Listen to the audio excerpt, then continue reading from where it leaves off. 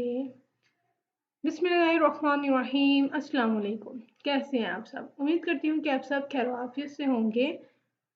तो जैसा कि आप सब जानते हैं कि हमने स्टार्ट किया हुआ है EAD लेक्चर्स की एक प्लेलिस्ट और आज हमारा है लेक्चर नंबर 10। तो होप्स हमने प्रीवियस लेक्चर सुन लिए होंगे। डिस्ट्रीब्यूटेड ऑब्जेक्ट हमने प्रीवियस लेक्चर में डिस्कस किया था। आज का हमारा टॉपिक है distributed objects and middleware.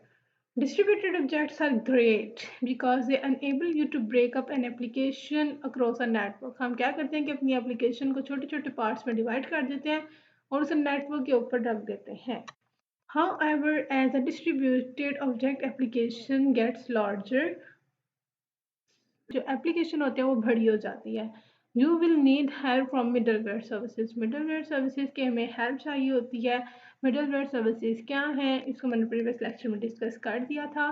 Such as transaction and security, कि अगर हमने कोई एप्लीकेशन बनाई है तो हमें उसके ऊपर कोई ना कोई ट्रांजैक्शन परफॉर्म करनी होगी, हमें उसकी सिक्योरिटी का ध्यान रखना होगा. तो ये सारे काम हमें कौन प्रोवाइड करेगा? Middleware services. There are two ways to get middleware. Middleware को हम दो तरीकों से एक्सेस कर सकते हैं. First one is explicitly and the second one is implicitly. The code that calls that middleware APIs. Basically क्या होता है कि हमें मिडलवेयर को यूज़ करने के लिए उसे परचेज करना पड़ता है. सबसे पहले हम अपनी API को परचेज करेंगे मिडलवेयर को, और फिर उस मिडलवेयर API को एक्सेस करने के लिए जो कोड चाहिए होता है ना, वो कोड लिखेंगे. जब वो कोड लिख लेंगे तो हम उस API को एक्सेस कर सकते हैं. For example you could gain transaction by writing to a transaction API. कि जब आपने ट्रांजैक्शन API को परचेज कर लिया तो अब आपने इस ट्रांजैक्शन API को एक्सेस करने के लिए जो कोड आपने लिखना है ना, वो लिखेंगे तो आपको ट्रांजैक्शन की जो फैसिलिटी है वो मिल जाएगी. We call this explicit middleware because you need to write to an API to use that middleware. The following example shows a bank account. यहाँ पे हमें एक कोडिंग बताई गई है एक्सप्लिसिट मिडलवेयर की. कैसे हम कोडिंग करेंगे? हमने क्या करना है कि एक ट्रांजैक्शन करनी है. हमारे पास यहाँ पे 3 पैरामीटर्स है. अकाउंट 1 जहाँ से पैसे जाने हैं, अकाउंट 2 जहाँ पे पैसे जाने हैं, और अमाउंट की कितनी अमाउंट जानी है अकाउंट 1 से अकाउंट 2 में. सबसे पहले हम क्या करेंगे? Call middleware API to perform a security check. पहले हम मिडलवेयर API को कॉल करेंगे कि सिक्योरिटी चेक करे. फिर हम कॉल करेंगे कि स्टार्ट करें ट्रांजैक्शन. ठीक है. फिर हम मिडलवेयर API को करेंगे to load rows from the database, कि हमने जो अपना डाटा है वो डाटाबेस से मंगवाना है ना, तो डाटाबेस से हमारे पास डाटा आएगा. अब क्या होगा? Subtract the amount from one account and add. इधर से अकाउंट कम होगी और इस अकाउंट में ऐड होगी. Call middleware API to store rows in the database. अब जो सा नया डाटा है वो दोबारा जाके डाटाबेस में स्टोर होगा. कॉल मिडलवेयर API टू जब हमारी अमाउंट अकाउंट 1 से अकाउंट 2 में ऐड हो गई तो हमारा काम खत्म. फिर हम दोबारा मिडलवेयर API को कॉल करेंगे ट्रांजैक्शन को एंड करने के लिए. ये वाला कोड यूज़ होगा एक ट्रांजैक्शन परफॉर्म करने के लिए एक्सप्लिसिट मिडलवेयर में. ये देखिए सारी डायग्राम प्रीवियस लेक्चर वाली है. यहाँ पे देखें ये डिस्ट्रीब्यूटेड ऑब्जेक्ट, यहाँ पे हमने कोड लिखा होगा और ये डिफरेंट टाइप्स की जो APIs हैं इसे कॉल करेगा. ठीक है. Okay ji. As you can see we are gaining. Okay, as you can see, we are gaining middleware, but our business logic is intertwined with the logic to call these middleware APIs. जैसा कि आपको पता है कि जो हमारा business logic होता है वो ऑब्जेक्ट्स के ऊपर लिखा होता है, और इसी ऑब्जेक्ट की जगह पे जाके हमने वो जो ऊपर कोडिंग है वो भी जाके लिख दी. अब क्या हो गया कि जो हमारा लॉजिक था और जो हमारी लॉजिक के साथ साथ जो मिडलवेयर था, वो दोनों मिडलवेयर API को लिखने के लिए जो कोड था वो सारा इंटरवाइंड हो गया, आपस में लिंक हो गया, which is not without its down sides. तो अब इसके एडवांटेजेस क्या है? डिफिकल्ट टू राइट, इसे लिखना मुश्किल है. द कोड इज ब्लोटेड, अगर जो कोड का साइज है वो ज़्यादा हो जाता है तो फिर क्या होता है? We simply want to perform a transfer but it requires a large amount of code. कि अगर हमने कोड हमारा ज़्यादा हो गया है तो हमने क्या करना है? Transfer. We simply want to perform a transfer. हमने एक सिंपल ट्रांजैक्शन करनी है, लेकिन उसके लिए क्या करना पड़ेगा? हमें लार्ज अमाउंट ऑफ कोड को लिखना पड़ेगा. ठीक है. सिंपल एक ट्रांजैक्शन परफॉर्म करने के लिए हमें क्या करना पड़ेगा? एक लार्ज अमाउंट का डाटा जो कोड है वो लिखना पड़ेगा. डिफिकल्ट टू मेंटेन में क्या होता है? If you want to change the way you do middleware services you need to rewrite your code. कि हमने जो ऊपर कोड लिखा है ना, वो तो एक हमने प्रॉपर ट्रांजैक्शन की एक रे को यूज़ करने के लिए लिखा, लेकिन अगर हम सिक्योरिटी की चाहते हैं तो फिर हमें ये दोबारा कोड लिखना पड़ेगा, कंप्लीट कोड दोबारा लिखना पड़ेगा। डिस्ट्रीब्यूटेड ऑब्जेक्ट में उसे जाके दोबारा राइट करेंगे, ठीक है। तो you need to rewrite your code, ठीक हो गया। Difficult to support if you are an independent server vendor, software vendor. आप ये समझ रहे हैं सेलिंग एन एप्लीकेशन कि आप एक वेंडर हैं जो एप्लीकेशन को सेल कर रहे हैं, और an internal department providing code to another department, या फिर आप जो अपना डेवलपर हैं जो कोड लिख के दूसरे डिपार्टमेंट को प्रोवाइड करते हैं।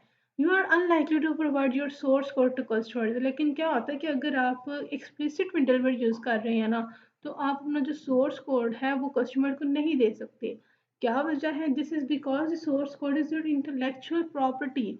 ये आपके पास एक बहुत, ये समझ लें कि आपका एक प्रॉपर्टी है, एक बहुत सेंसिटिव चीज़ है। And also because upgrading your customer to the next version of your software to difficult if those customer modify source code. अब आपको पता है कि जब हम अपनी कोई चीज़ लॉन्च करते हैं तो उस पर हम एक ही वर्जन पे स्टक नहीं होते, हम जो है अपडेशन करते रहते हैं, अपडेट्स आती रहती हैं ताकि हम नेक्स्ट वर्जन भी लॉन्च करें।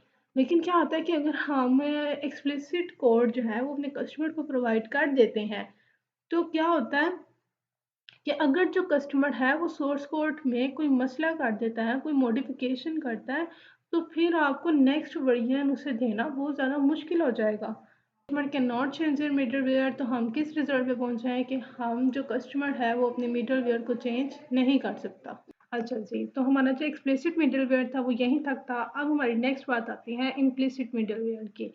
इसमें ये सारा प्रिंट आउट कर लें। यहाँ पे जो नेक्स्ट पॉइंट है ना जो पढ़ने वाला है वो ये पॉइंट है कि ठीक हो गया, is that in this new world you can enhance complex middleware in your enterprise application without writing code, without writing middleware APIs। को हमें पहले क्या करना पड़ा था एक्सप्लिसिट मिडलवेयर, कि हमें मिडलवेयर को एक्सेस करने के लिए हमें कोडिंग करनी पड़ रही थी। लेकिन इम्प्लिसिट मिडलवेयर क्या है कि हम विदाउट कोड जो API है उसको एक्सेस कर सकते हैं। तो अब हम कुछ उनके स्टेप्स को फॉलो करते हैं, रीड आउट करते हैं कि ऐसे कौन से स्टेप्स हैं जो हमें फॉलो करने पड़ेंगे इम्प्लिसिट मिडलवेयर को यूज करने के लिए। ठीक हो गया। तो स्टेप 1 हमारे पास क्या है? Write your distributed object to contain only business logic, do not write to complex middleware APIs। For example, this is the code that would run inside the distributed object। यहाँ पे वो क्या कह रहे हैं कि आपने जो ये वाला जो डिस्ट्रीब्यूटेड ऑब्जेक्ट है ना, इसके अंदर आपने सिर्फ और सिर्फ अपना बिजनेस लॉजिक लिखना है। आपको मिडलवेयर API एक्सेस करने के लिए कोई भी कोड लिखने की ज़रूरत नहीं है। तो अब यहाँ पे इन्होंने एक एग्जांपल दी है कि आपने प्रीवियस में देखा होगा कि हमने एक ट्रांजैक्शन के लिए कितने लाइंस ऑफ कोड लिखे, 6 लाइंस ऑफ कोड थे।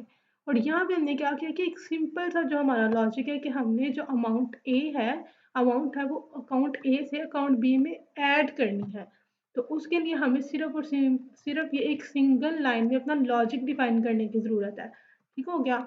अब स्टेप 2 में हम क्या करेंगे? Declare the middleware services that your distributed objects needs in a separate descriptor file। अब हमने क्या करना है कि जो हमारी मिडलवेयर सर्विसेज हमें चाहिए ना, उसे हम सेपरेटली, जो हमारी एक फाइल होगी डिस्क्रिप्टर फाइल, उसमें हमने अपनी नीड को बता देना है। Such as plain text file, कि वो एक सिंपल सी एक फाइल होगी साफ सुथरी, बस वहाँ पे हमने उसको अपनी नीड बता देनी है, और उस फाइल का नाम क्या होगा? Descriptor file. For example, you might declare that you need a transaction, persistence and a security check। आप उसमें क्या बता सकते हैं कि आपको ट्रांजैक्शन करवानी है, परसिस्टेंट करवानी है, या फिर security check. You can write what you want in descriptor file. यहाँ पे हम क्या करेंगे? अपनी नीड को डिफाइन करेंगे। नंबर 3 पे यह है run the command line tool provided for you by the middleware vendor. कि जो मिडलवेयर का वेंडर होता है ना, वो हमें क्या प्रोवाइड करता है? एक कमांड लाइन टूल प्रोवाइड करता है। वो टूल हमारे साथ क्या कैसे काम करेगा उसको रीड आउट करते हैं। This tool takes your descriptor file. Descriptor file कौन सी है? जिसमें हमने अपने नीड को लिखा है, उसको एज इनपुट के तौर पे भेजेगा और जनरेट करेगा एक ऑब्जेक्ट को, और उस ऑब्जेक्ट को हम क्या कहेंगे? Request interceptor. ठीक होगा ये वाली चीज। ये आप देखेंगे कि हमने एक्सप्लिसिट में नहीं देखी थी, ये वाली जो ऑब्जेक्ट है ना, ये हमें कमांड लाइन टूल प्रोवाइड करेगा। ठीक है। और ये बेसिकली क्या है? ये हमारे पास एक ऑब्जेक्ट है। ओके जी। नंबर 4 पे हमें क्या कहा जा रहा है, जो रिक्वेस्ट इंटरसेप्टर है, intercept the request from the client, कि क्लाइंट ने जो रिक्वेस्ट की है उसको पूरा करने के लिए क्या होगा, performs the middleware that distributed object need. ठीक है, तो क्या होता है कि हमने जो अपनी डिस्क्रिप्टर फाइल में जो हमने अपनी नीड को डिफाइन किया होता है, उस नीड को पूरा किया जाता है कि जिसमें हमने अपनी ट्रांजैक्शन करवानी है, सिक्योरिटी करवानी है या फिर persistence, and then delegates the call to the distributed object. और फिर डिस्ट्रीब्यूटेड ऑब्जेक्ट जो है, जो हमें ज़रूरत होती है हमारे रिक्वायरमेंट के मुताबिक, जो डिस्ट्रीब्यूटेड ऑब्जेक्ट है उसे कॉल कर लिया जाता है। अब हमारे डिस्ट्रीब्यूटेड इजी टू राइट, इसके कुछ एडवांटेजेस हैं। Easy to write. You don't actually write any code to middleware APIs. Rather, you declare what you need in a simple text file. कि आपको middleware API एक्सेस करने के लिए कोई भी कोड लिखने की ज़रूरत नहीं होती। आप सिंपली जो अपनी नीड होते हैं वो एक सिंपल टेक्स्ट फाइल में डिफाइन कर देते हैं। The request interceptor provides a middleware logic for you transparently. आप अपने middleware जो लॉजिक होता है उसे हम डिफाइन कर लेते हैं ट्रांसपेरेंटली, कि हमने डिस्कस कर लिया प्रीवियस लेक्चर में ट्रांसपेरेंटली क्या होता है। You would focus away from the middleware and concentrate on your application business code. हमें कोई फर्क नहीं पड़ता, हमारा फोकस मिडलवेयर के ऊपर नहीं होता कि हमने मिडलवेयर का कोड कैसे करना है। हमारा जो सिंपल कंसंट्रेट होता है ना, वो एप्लीकेशन का जो कोड है, जो उसका बिजनेस लॉजिक है, उसके ऊपर होता है। This is truly divide and conquer. यहाँ पे सही तरीके से डिवाइड एंड कॉन्कर का जो कंसेप्ट है वो यूज हुआ है। अब इजी टू मेंटेन कैसे है, the separation of a business logic and middleware logic is clean and maintainable, कि हमारा बिजनेस लॉजिक अलग फाइल में लिखा हुआ है और जो हमारे डिस्ट्रीब्यूटेड जो मिडल वेयर लॉजिक है वो हमारा अलग है। It is a less code, हमें लेस कोड करने की ज़रूरत पड़ रही है, विच मेक्स थिंग्स सिंपलर, जो हमारी चीज़ों को बहुत ज़्यादा सादा बना देती हैं। Furthermore changing middleware does not require changing the application code, कि अगर हम अपनी मिडल वेयर को चेंज करते हैं तो हमें अपने कोड को चेंज करने की ज़रूरत नहीं है। तो ये हमारे पास एक बहुत बड़ा एडवांटेज है।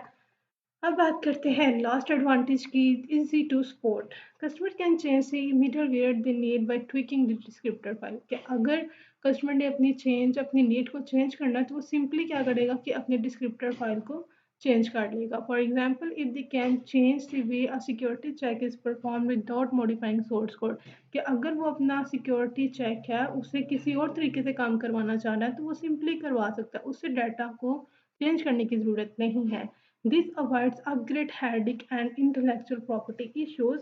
ये जो हमारे पास जो अपग्रेड का इशू आ रहा था ना, जो एक्सप्लिसिट का लास्ट डिसएडवांटेज था, उसे हमारे यहाँ पे कवर करता है। तो होप से आपको समझ आ गई होगी। If you have any Curie you can ask me in comment box and you can also DM me on Instagram. अब मुलाकात होगी नेक्स्ट लेक्चर में किसी नए टॉपिक के साथ। तब तक के लिए अपनी दुआ में याद रखिए। अल्लाह हाफ़िज़।